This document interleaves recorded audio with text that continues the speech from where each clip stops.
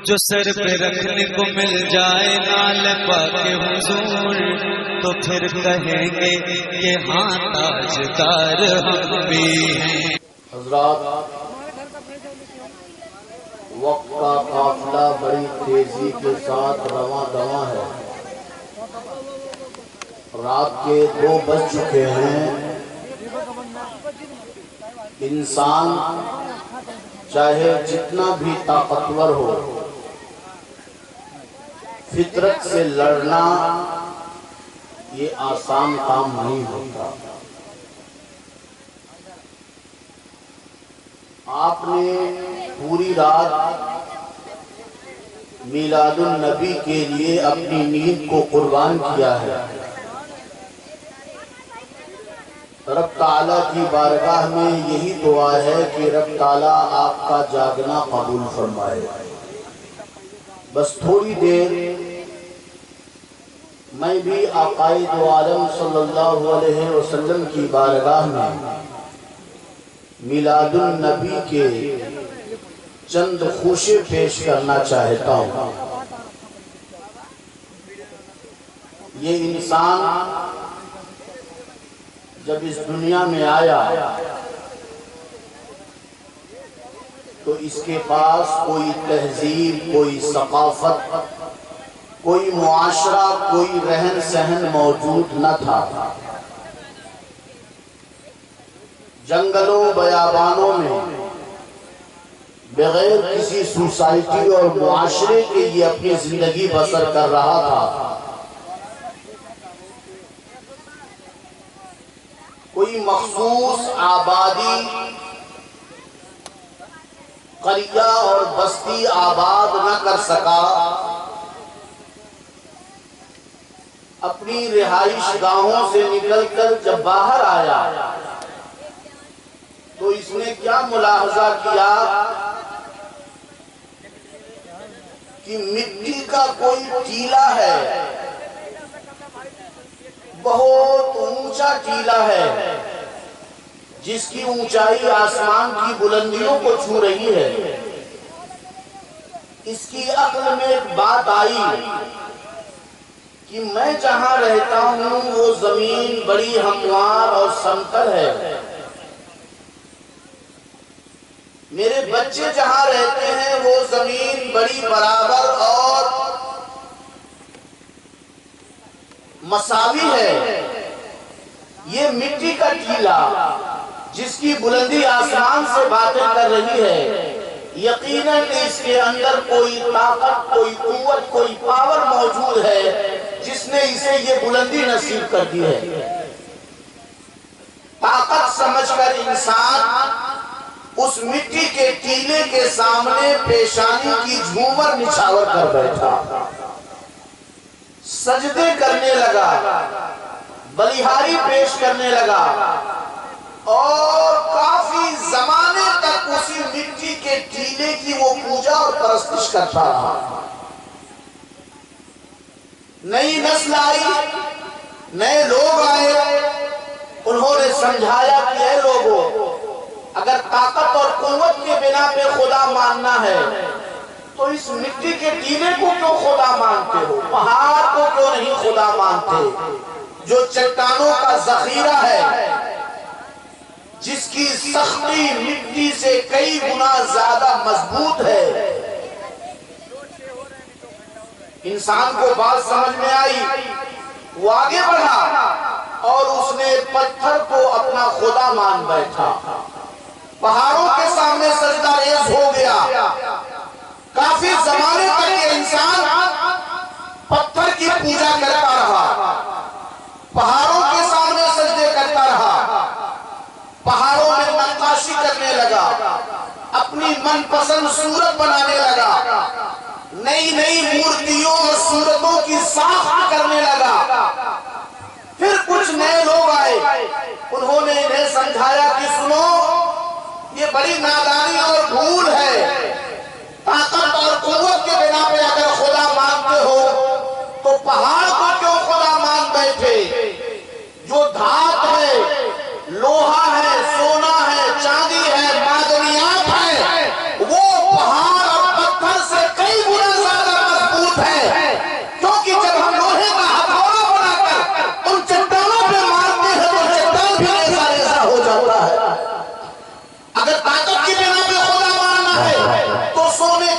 پیتل اور دوسرے دھاتوں کو اپنا معبود بنا لو۔ اب یہ انسان پہاڑ کو کچھ چھوڑ کر آگے بڑھے، کچھ پہاڑوں میں الجھ گئے۔ جو آگے بڑھے بزام خیش ترقی کر گئے، انہوں نے سونا چاندی پیتل اور دھات کو پوجنا شروع کر دیا۔ خود نئے لوگ پیدا ہوئے، انہوں نے سمجھایا کہ اے لوگوں، طاقت اور قوت کی بنا پہ خدا ماننا ہے تو معدنیات اور لوہے کو کیوں پوجتے ہو؟ اس سے زیادہ طاقت تو آگ کے اندر ہے، جس کی بھٹی پر لوہا بھی ڈالا جاتا ہے تو بھسم ہو جاتا ہے، پگھل کر کے بالکل ریزہ قطرہ قطرہ بہنے لگتا ہے۔ اگر طاقت کی بنا پہ خدا ماننا ہے تو اگنی کی پوجا کرو، آگ کے سامنے سجدے کرو، آگ کے سامنے پیشانیوں کی بلیہاری نچھاور کرو۔ اب یہ انسان آگ کی عبادت میں لگ گیا۔ پھر کچھ عقل مند لوگ آئے، ہوشیار لوگ ان کی نسلوں میں پیدا ہوئے، انہوں نے سمجھایا یہ بہت بڑی بے وقوفی ہے۔ ارے پاور اور طاقت کی بنا پہ خدا ماننا ہے تو آگ کو کیوں پوج رہے ہو؟ آگ میں زیادہ طاقت تو پانی کے اندر ہے، جلتا ہوا شعلہ جوالا ہو اور اس پر پانی کا چھڑکاؤ کیا جائے تو وہ خالص ہوتا نظر آتا ہے۔ پانی کو پوجو۔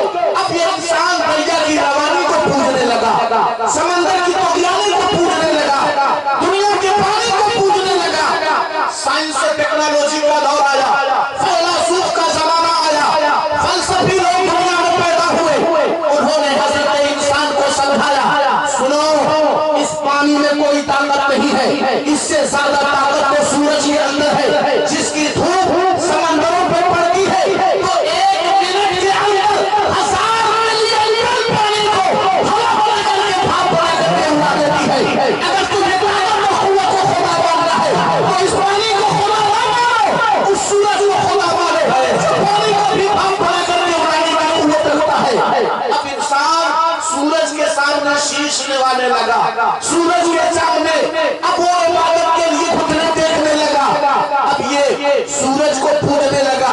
اللہ عز و جل نے جب دیکھا کہ میرا بندہ انسان میری تلاش میں جنگل کی ٹھوکریں کھا رہا ہے اور غیر معبود کو معبود بنا رہا ہے، باطل چیزوں کو خدا بنا رہا ہے، رب نے انسانیت پر رحم فرما دیا، رب نے اپنے بندے پر فضل فرما دیا اور مکہ کی دھرتی پر قریش کے گھرانے میں عبداللہ کے گھر میں اب تیجر کی خمیر سے تیار کر کے حلیمہ کی گود میں علم و مروت کا سبق پڑھانے والا ایک بچہ اپنے دنیا میں محفوظ فرمایا، جو اشارہ کرتا ہے تو ڈوبا ہوا سورج بھی نکل کے باہر آ جاتا ہے، جو اشارہ کرتا ہے تو پانی اپنی ٹھنڈک کو بھول جاتا ہے، آگ اپنی حرارت کو بھول جاتی ہے، ہوائیں اپنے رخ کو بھول جاتی ہے، جو اشارہ کرتا ہے تو لوہا اپنی سختی کو گم کر دیتا ہے، جو اشارہ کرتا ہے تو دنیا اور کائنات کی ہر مخلوق اس کے اشارے ابرو پر ناچتی نظر آتی ہے۔ تب یہ انسانیت کہنے لگی انسان بول اٹھا، نہ طاقت آگ میں ہے، نہ طاقت پانی میں ہے، نہ طاقت ہوا میں ہے، نہ طاقت لوہے میں ہے، نہ طاقت پانی میں ہے، نہ دریا کی روانی میں ہے، جو طاقت آمنہ کے لال میں ہے وہ طاقت دنیا کی کسی شے میں نہیں ہے۔ یہ آمنہ کا لال اتنی قوت و طاقت سے آراستہ ہو کر آیا ہے کہ یہ اشارہ کرتا ہے تو کائنات کا ہر ذرہ اس کے قدموں میں نشاور ہوتا ہوا نظر آتا ہے۔ کیوں نہ مصطفیٰ کے لال کی بارگاہ میں پیشانی جھکا دی جائے، کیوں نہ انہی کی بارگاہ میں سجدے کر لیے جائیں، مگر جب انسان نبی کے در پہ آیا تو نبی نے فرما دیا اللہ احد اللہ الصمد لم یلد ولم یولد۔ سنو وہ اللہ ایک ہے، بے نیاز ہے، میں سجدے کا لائق نہیں، سجدے کا لائق وہ ہے جس کی بارگاہ میں میں بھی سجدے کیا کرتا ہوں۔ بخدا خدا کا یہی نظر نہیں اور کوئی مفر مقر جو وہاں سے ہو، یہی آج ہو جو یہاں نہیں وہ وہاں ہے۔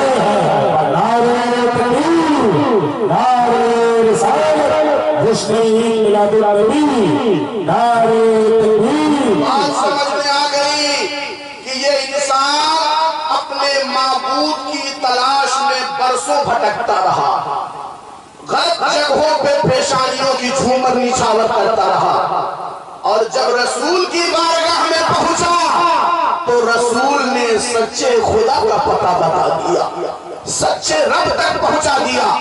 اسی کو شاعر مشرق ڈاکٹر اقبال نے کہا تھا، وہ ایک سجدہ جسے تو گرا سمجھتا ہے، ہزار سجدوں سے دیتا ہے آدمی کو نجات۔ اے بندے مومن، ایک رب کا سجدہ کر لے، نہ پیڑ پودے کو سجدہ کرنا پڑے گا، نہ آگ پانی کو سجدہ کرنا پڑے گا، نہ پتھروں کو سجدہ کرنا پڑے گا۔ دنیا کے ہزار جھوٹے سجدوں سے اگر نجات چاہتا ہے تو ایک سچا سجدہ کر لے، سارے سجدوں سے چھٹکارا مل جائے گا۔ آپ اندازہ لگائیں کہ اس رسول کی آمد انسانیت کے لیے کتنی بڑی رب کی نعمت ہے، اور اسی کو رب تعالیٰ فرماتا ہے، لَقَدْ مَنَّ اللَّهُ عَلَى الْمُؤْمِنِينَ إِذْ بَعَثَ فِيهِمْ رَسُولًا، کہ رسول کو بھیج کر رب نے انسان پر احسان عظیم فرمایا۔ یہ تاریکیوں میں ڈوبا ہوا، گھٹ اندھیروں میں پھنسا ہوا، معمولی باتوں پر جنگ و جدال کرنے والا انسان، عرب کی ایک عورت ایک کنویں پر پانی بھرنے کے لیے گئی، لگے ہاتھوں دوسری عورت بھی کنویں پر پانی بھرنے پہنچ گئی، دو عورتوں میں جھگڑا ہوا، وہ کہہ رہی ہے میں پہلے ڈول ڈالوں گی، یہ کہہ رہی ہے میں پہلے ڈول ڈالوں گی، تھوڑی سی بات کو لے کر تو میں ہوئی، دونوں قبیلے کے لوگ آ گئے، دونوں خاندان دست و گریبہ ہو گیا، دست و گریبہ ہو گیا، اور پھر یہ جنگ جو چھڑی ہے تو 200 سال تک لوگ لڑتے رہے، 200 سال تک جنگ ہوتی رہی، دونوں قبیلے کے سینکڑوں لوگوں کی جانیں چلی گئی۔ یہ جہالت نہیں تھی تو اور کیا تھی، یہ تاریکی نہیں تھی تو اور کیا تھی، مگر جب وہ مصطفیٰ اس دنیا میں آیا تو اس نے انسان کو انسانیت کی نورانیت عطا فرما دی، انسانیت کی سمجھ عطا فرما دی۔ قریش اور کہنے قریش کے درمیان صلح و مصالحت کا راستہ اس نبی نے عطا فرما دیا، ہر طریقے سے انسان کو شعور میرے نبی نے بخش دیا۔ آپ اندازہ لگائیں کہ اس نبی کی آمد سے انسانیت کی کتنی بڑی معراج ہوئی، اور انسانیت کا کتنا بڑا فائدہ ہوا کہ انسان اپنے کو انسان سمجھنے لگا۔ اس نبی کو اللہ عز و جل نے مقصد تخلیق کائنات بنایا، اور دنیا کے ہر ذرے اور ہر قطرے سے پہلے رب نے اس نبی کے نور کو وجود بخشا۔ متعدد حدیثیں اور قرآن پاک کے تناظر میں ان کی نورانیت کا ثبوت آپ سماعت فرماتے رہتے ہیں۔ دانشوروں نے فرمایا کہ رب تعالیٰ نے اس وجہ تخلیق کائنات کو ہر شے سے پہلے جو وجود بخشا، اس کی حکمت اور مصلحت تو رب ہی جانتا ہے، مگر اللہ کے بندوں نے اس کی جو ایک مصلحت بیان فرمائی، اس کو میں مثال کے ذریعے آپ کے ذہن میں اتارنا چاہتا ہوں۔ فرض کیجئے میں جناب ڈاکٹر صاحب کے گھر پہنچا اور میں نے دیکھا کہ ڈاکٹر صاحب نے اپنے دروازے پر ایک گلاب کا پودا لگا رکھا ہے، خوشبو پھیلی ہوئی ہے، آنے جانے والوں کو لطف اندوز کر رہی ہے۔ میں نے ڈاکٹر صاحب سے پوچھ لیا، ڈاکٹر صاحب یہ گلاب کس کا ہے؟ تو ڈاکٹر صاحب کیا جواب دیں گے؟ ڈاکٹر صاحب یہی جواب دیں گے، مولانا جب یہ زمین میری ہے، یہ گھر میرا ہے، یہ صحن میرا ہے، یہ دوار میرا ہے، تو یہ گلاب کس کا ہوگا؟ جناب یہ گلاب میرا ہے۔ جیسے ہی ڈاکٹر صاحب نے کہا یہ گلاب میرا ہے، اللہ عز و جل نے زمین کو قوت گویائی عطا فرمائی۔ زمین کہنے لگی ڈاکٹر صاحب اگر یہ گلاب آپ کا تھا تو اپنی ہتھیلی پر کیوں نہیں گاڑ دیا اس کو؟ میرا سینہ چاک کرنے کی کیا ضرورت تھی؟ مجھ پر پھاوڑا چلانے کی کیا ضرورت تھی؟ میں مہینوں سے اس کی جڑ تھام کے کھڑی ہوں، میرے سینے میں آپ نے اس کی جڑ کو پیوست فرما دیا ہے۔ یہ گلاب آپ کا کیسے ہوا؟ اس کی حفاظت تو میں کر رہی ہوں، اس کی صیانت تو میں کر رہی ہوں، یہ گلاب میرا ہے۔ زمین نے ابھی اتنا ہی کہا، ہواؤں کی جھونکیں چلنے لگی اور ہواؤں کی لہریں آ گئی، اور ہواؤں کی لہروں نے کہا اے زمین تجھے شرم نہیں آتی ہے اس گلاب پر ملکیت کا دعویٰ کرتے ہوئے؟ تجھے نظر نہیں آتا کہ صبح و شام ہواؤں کی جھونکیں آتی ہیں اور اس گلاب کو جھولا جھلایا کرتی ہیں، اس گلاب کی شاخوں کو لہرایا کرتی ہیں؟ یہ گلاب تیرا نہیں ہے، یہ گلاب میرا ہے۔ ہواؤں نے اتنا کہا، سورج کی روشنی بول پڑی ہے ہوائیں ذرا غیرت کرو، یہ گلاب تمہارا کیسے ہو گیا؟ اگر میری روشنی اسے نہ ملتی تو نہ اس میں نشو و نما کی صلاحیت آتی، نہ اسے بڑھنے کی قوت ملتی، نہ اسے پھولنے کی صلاحیت حاصل ہوتی۔ یہ گلاب تمہارا نہیں ہو سکتا، یہ گلاب میرا ہے۔ سورج نے کہا یہ گلاب میرا ہے۔ شام ہو گئی، چاند کی چاندنی مسکرانے لگی، چاند کہنے لگا اے سورج تجھے بڑا ناز ہے اپنی روشنی پر، بڑا غرور ہے اپنی تمازن پر، مگر سن اس گلاب میں جو خوشبو پیدا ہوئی ہے وہ میری وجہ سے ہوئی ہے، وہ تیری وجہ سے نہیں ہوئی ہے۔ اور یہ گلاب اگر خوشبودار نہ ہوتا تو نہ گلے کا ہار بنتا، نہ سر کا تاج بنتا، نہ لوگوں کے لیے یہ نایاب و نادر بنتا۔ یہ گلاب تیرا نہیں ہے، یہ گلاب میرا ہے۔ چاند نے اتنا ہی کہا تھا، ستاروں کی انجمن سج گئی، آسمان میں ستارے بکھر گئے اور کہنے لگے اے چاند بڑا غرور ہے اپنی چاندنی پر تجھے، مگر تجھے پتہ نہیں ہے اس گلاب میں جو نرمی ہے وہ ہماری وجہ سے آئی ہے، جو گلاس پن ہے، جو لطافت ہے، وہ ستاروں میں بھرے ہیں، وہ تمہاری وجہ سے نہیں حاصل ہوئے۔ ابھی ستارے یہ کہہ رہے تھے، شبنم برس پڑی، شبنم نے اس گلاب پر قبضہ کر لیا اور شبنم کہنے لگی سنو اس گلاب میں جو گلابی رنگ آیا ہے وہ میری وجہ سے آیا ہے، وہ کسی اور کی وجہ سے نہیں آیا۔ کہنے کا مطلب یہ ہے ایک گلاب ہے اور اس پر احسان جتلانے والے ہزاروں آ گئے، سینکڑوں آ گئے۔ ایسا کیا ہوا؟ ایسا اس لیے ہوا ڈاکٹر صاحب پہلے سے دنیا میں موجود تھے، گلاب کا پودا بعد میں لایا گیا ہے، زمین پہلے سے موجود تھی، پودا بعد میں لایا گیا، سورج پہلے سے موجود تھا، پودا بعد میں لایا گیا، چاند پہلے سے موجود تھا، پودا بعد میں لایا گیا، ہوائیں پہلے سے موجود تھی، پودا بعد میں لایا گیا، ستارے پہلے سے موجود تھے، پودا بعد میں لایا گیا، چاند پہلے سے موجود تھا، پودا بعد میں لایا گیا، شبنم پہلے سے موجود تھی، گلاب بعد میں لایا گیا۔ اس کا مطلب یہ ہوا کہ ہر پہلے والا بعد والے پر ملکیت کا دعویٰ کرتا ہے، احسان جتلاتا ہے، اور میرے رب کو یہ گوارا نہ ہوا کہ میرے محبوب پر کوئی احسان جتلائے، اس لیے رب نے نبی کے نور کو ہم سب سے پہلے پیدا فرما دیا کہ نبی کا احسان سب پر رہے، مگر نبی پر کسی کا احسان نہ رہ جائے، نبی پر کوئی ملکیت کا دعویٰ نہ کر سکے، اسی لیے تو فرما دیا لقد من اللہ علی المؤمنین اذ بعث فیہم رسولا، اس رسول کو بھیج کر میں نے تجھ پر احسان کیا ہے، یہ رسول تمہارے لیے احسان بن کر آیا ہے، تم رسول پر احسان نہیں کرا سکتے۔ آپ اندازہ لگاؤ کہ دانشوروں نے اس نقطے کو کتنی لطافت کے ساتھ بیان فرمایا۔ وہ نور محمدی جس کے صدقے کل کائنات کو وجود ملا، جن کے صدقے پورے عالم کو رب نے وجود بخشا، جن کے بارے میں حدیث قدسی آئی لولا ما خلقت الافلاک والارضین، اے محبوب آپ نہ ہوتے تو میں آسمان و زمین کو پیدا نہ کرتا۔ اس کا مطلب یہ ہوا کہ آسمان و زمین اور کل کائنات کو رب تعالیٰ نے نبی کے لیے تخلیق عطا فرمائی ہے، نبی کے لیے پیدا فرمایا ہے، نبی کے صدقے میں پیدا فرمایا ہے۔ اور اور یاد رکھیے جو چیز جس کے لیے تیار کی جاتی ہے وہ اسی کے لیے محدود ہوا کرتی ہے۔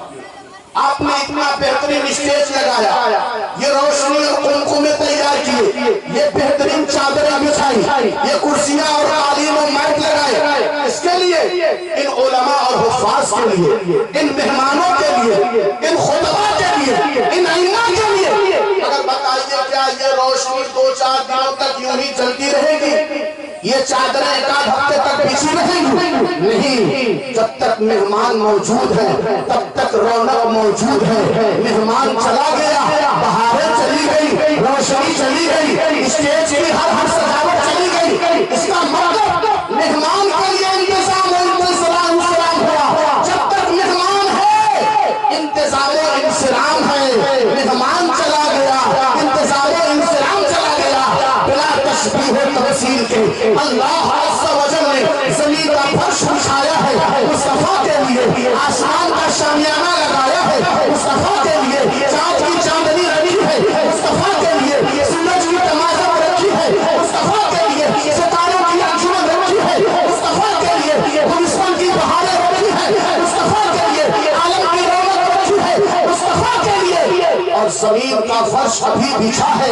اس کا مطلب مہمان ابھی گیا نہیں ہے۔ آسمان کا شامیانہ کھڑا ہے، اس کا مطلب مہمان گیا نہیں ہے۔ ستاروں کی انجمن بتا رہی ہے مصطفیٰ ہمارے درمیان موجود ہے، چاند کی چاندنی بتا رہی ہے مصطفیٰ ہمارے درمیان موجود ہے، یہ کائنات کی رونق بتا رہی ہے کہ مصطفیٰ ہمارے درمیان موجود ہے۔ اگر مصطفیٰ نہ ہوتے تو کل کائنات کی یہ رونقیں سمیٹ لی جاتی۔ وہ جو نہ تھے تو کچھ نہ تھا، وہ جو نہ ہو تو کچھ نہ ہو، جان ہے وہ جہان کی، جان ہے تو جہان۔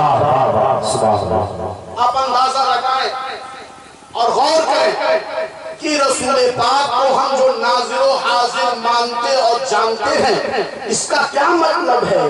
اس کا مطلب یہ ہے کہ انہی کے صدقے رب نے کائنات کو وجود بخشا، اور کائنات کا وجود باقی ہے تو زندہ ہے واللہ، تو زندہ ہے واللہ۔ میری نظر رحمت سے، چشم رحمت سے چھپ جانے والے، آپ اندازہ لگائیں کہ رسول گرامی باوقار صلی اللہ علیہ وسلم کی حیات طیبہ کو علماء اور محدثین نے کس انداز میں ثابت فرمایا، کس طریقے سے بیان فرمایا۔ آپ اس کا اندازہ لگائیں اور اس باریکی کو اپنے ذہن میں جگہ دیں تو بات سمجھ میں آئے گی۔ رسول گرامی باوقار صلی اللہ علیہ وسلم ارشاد فرماتے ہیں کہ ہر مومن کو رب نے ایک عزت عطا فرمائی۔ کیا عزت؟ وہ عزت یہ ہے کہ مرنے کے بعد ہماری روحوں کو ہمارے جسموں سے بہتر مقام میں رکھا جائے گا۔ یہ جو جسم ہے، جو گناہوں کا مجسمہ ہے، جو گناہوں کا لکھڑا ہے، اس جسم سے بہتر مقام پر ہماری روح کو رکھا جائے گا۔ کسی کی روح اعلیٰ علین میں رکھی جاتی ہے، کسی کی روح جنت کی بہاروں میں رکھی جاتی ہے، کسی کی روح سبز پرندوں کے عالم میں رکھی جاتی ہے۔ ہر مومن کے مرنے کے بعد اس کی روح کو اس کے بدن سے بہتر مقام عطا کیا جائے گا۔ یہ تو ہمارا شما کا حال ہے، یہ تو ہمارا اور آپ کا حال ہے۔ اب ذرا بتائیے نبی اکرم صلی اللہ علیہ وسلم کے بارے میں آپ کا کیا خیال ہے؟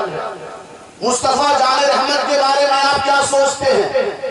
مصطفیٰ جان رحمت کے بارے میں ہم سنیوں کا یہ ایمان ہے کہ جس مدینے میں نبی تشریف لے گئے وہ مدینہ دنیا کے ہر خطے سے زیادہ افضل ہے۔ نبی کا جو روضہ ہے وہ دنیا کی ہر زمین سے زیادہ افضل ہے۔ نبی کی جو قبر انور ہے وہ دنیا کے ہر کمرے سے زیادہ افضل ہے۔ نبی کے پیروں میں جو گرد و غبار لگ جائے وہ گرد و غبار عرش اعظم سے زیادہ افضل ہے، وہ عرش معلیٰ سے زیادہ افضل ہے۔ تو جب نبی کے قدموں میں لگنے والے گرد و غبار کی یہ فضیلت کہ وہ عرش اعظم سے زیادہ افضل ہے، تو بتائیے روح مصطفیٰ کو بدن مصطفیٰ سے جب نکالا ہوگا تو کہاں رکھا ہوگا؟ اس روح مصطفیٰ کے لیے بدن مصطفیٰ سے بہتر کوئی جگہ ہو سکتی تھی؟ کوئی مقام ہو سکتا تھا؟ کوئی محل ہو سکتا تھا؟ نہیں! تو پھر کیا ہوا؟